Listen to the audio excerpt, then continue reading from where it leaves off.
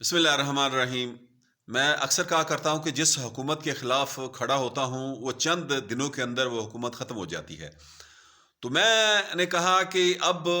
مجھے جو ہے وہ اس بات پہ جو ہے وہ رہنا چاہیے کہ اللہ کی طرف سے جو ہے وہ ان پر قہر آئے گا، خود ہی یہ تہس نہس ہو جائیں گے۔ ریاض چھوڑو، ان کے خلاف جو ہے وہ آواز اٹھانے کا کیا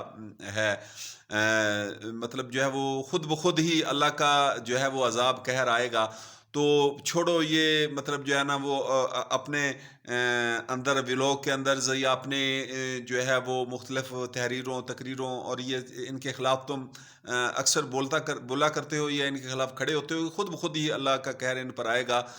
تو چھوڑو، میں یعنی کوئی بھی آدمی جب وہ مایوس ہوتا ہے اور جو ہے وہ اکثر یہ چیز دیکھی جاتی ہے کہ جب بندہ اللہ کی طرف دھیان کرے اور پھر مایوس بھی ہو تو اس کو پھر اللہ ہی کی طرف سے جو ہے وہ مطلب استخارہ سمجھ لے، اشارہ سمجھ لے، وہ تقدیر اس کو دوبارہ پھر کھڑی کرتی ہے۔ تو میں جو ہے وہ اس سوچ میں تھا کہ اب ان کے خلاف کیا کرنا ہے، تو مجھے ایسے جھنجھوڑا گیا کہ اے اللہ کے بندے، مایوس مت ہو اور ان کے خلاف جو طاقت ہے، تمہاری زبان کی طاقت ہے، اپنی زبان کو اس میں جو طاقت دی ہے، ظالموں کے خلاف کھڑے ہو جاؤ۔ تو یہ چیز جو نظر آ رہی ہے اس وقت ان کو، ایک تو یہ انڈیا نے جو پاکستان کا مال بردار جو جہاز قبضے میں لیا ہے، تو اسی طرح یہ مختلف ایسے کام ہے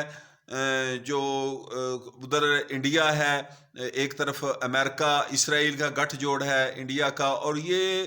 ایسے کام کروا رہے ہیں حکمرانوں سے کہ یہ خود بخود اپنی موت آپ مر جائیں گے۔ یہ سسٹم جو ہے کفر کے اشاروں پہ چلنے والا، یہ خود بخود اپنی موت آپ مرنے والا ہے۔ اس میں جو ہے وہ میں اکثر کہا کرتا ہوں کہ یہ حرامی ایم پی اے ولایت کھگا جس جماعت میں بھی گیا، اس جماعت کا بیڑا غرق ہوا۔ یہ نون لیگ میں، یہ پہلے سب سے پہلے پیپل پارٹی میں تھا، پیپل پارٹی کا پنجاب میں بیڑا غرق ہوا، اور پھر یہ کاف لیگ میں گیا، کاف لیگ ختم ہو گئی پنجاب کے اندر۔ اب یہ نون لیگ میں نااہل ہوا تو ساتھ نون لیگ کے جو ہے وہ سربراہ وہ بھی نااہل ہوئے۔ اب یہ سارے اہل ہو کر دوبارہ اسمبلیوں میں جا چکے ہیں۔ یعنی یہ جتنے بھی مطلب مجرم لوگ ہیں یا کرپٹ لوگ ہیں، اور یہ اقتدار کے لالچی کتے دوبارہ پھر اقتدار کی ہڈیاں چوس رہے ہیں، عوام کا خون چوس رہے ہیں، تو یہ ایک اب میں یہ اس نیت سے نکلوں گا انشاءاللہ باذن اللہ کہ یا اللہ، اب یا نہ یہ بد کردار ابن حرامی خضر کھگا ہو یا اس کا باپ حرامی ولایت کھگا ہو، اس سے لے کر جتنے بھی آگے اقتدار کے اندر شہباز شریف تک جتنے بھی یہ لوگ ظالم بد کردار ہیں، ان کے اوپر ایسا تیرا قہر آنا چاہیے کہ یہ سسٹم ایسی اسٹیبلشمنٹ جو کرپٹ لوگ لاتی ہے۔ مجھے یاد ہے مشرف نے کہا تھا کہ میرے جانے کے بعد کوئی فرق پڑنے والا نہیں ہے، میرے ایسے میں نے لوگ مقرر کر دیے جو میرے پروگرام کو جاری رکھیں گے۔ تو یہ وہی لوگ مشرف کے مقرر کیے گئے لوگ ہیں، اوپر اسٹیبلشمنٹ میں ہو یا فوج میں ہو یا جتنے بھی اوپر ہائی عہدوں پر بیٹھے ہوئے جو لوگ ہیں، یہ وہ لوگ ہیں۔ مجھے یاد ہے کہ میں راول پنڈی کی جو مین روڈ ہے، مری روڈ،